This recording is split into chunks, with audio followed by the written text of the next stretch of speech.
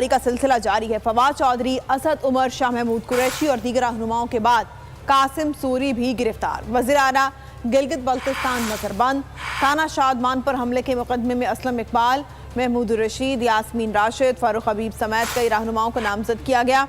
عدالت نے عمر سرفراز سیما کو 14 روز کے لیے جوڈیشل ریمانڈ پر جیل بھیج دیا، جبکہ پرتشدد واقعات میں 2200 سے زائد شرپسند عناصر کو بھی گرفتار کیا گیا۔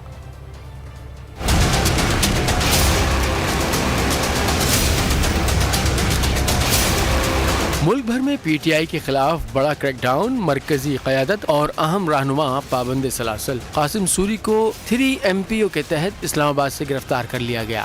سابق وزیر خارجہ کو اسلام آباد میں گلگت بلتستان ہاؤس سے حراست میں لیا گیا۔ علی محمد خان کو سپریم کورٹ جاتے ہوئے راستے سے گرفتار کیا گیا۔ علی حیدر زیدی، اعجاز چودھری بھی گرفتار۔ وزیر اعلیٰ گلگت بلتستان کو بھی جی بی ہاؤس اسلام آباد میں نظر بند کر دیا گیا۔ اسلام آباد پولیس نے جمشید اقبال چیمہ، فلک ناز چترالی، مسرت جمشید چیمہ، ملکہ بخاری اور سابق MPA اجمل صابر راجہ کو بھی گرفتار کر لیا۔ تھانہ شادمان لاہور پر حملے کے مقدمے میں اسلم اقبال، محمود الرشید، یاسمین راشد، فاروق حبیب سمیت کئی رہنماؤں کو نامزد کر دیا گیا۔ لاہور میں پولیس نے عمر سرفراز چیمہ سمیت 12 PTI کارکنان کو انسداد دہشت گردی عدالت میں پیش کیا گیا۔ عدالت نے تمام ملزمان کو 14 روز کے لیے جوڈیشل ریمانڈ پر جیل بھیج دیا۔ ادھر IG پنجاب نے پرتشدد واقعات میں 2200 سے زائد شرپسند عناصر کو بھی گرفتار کیا۔ پولیس نے انصاف ہاؤس سکھر کو سیل کر دیا۔ 60 سے زائد کارکنان کو حراست میں لے لیا۔ دوسری جانب پنجاب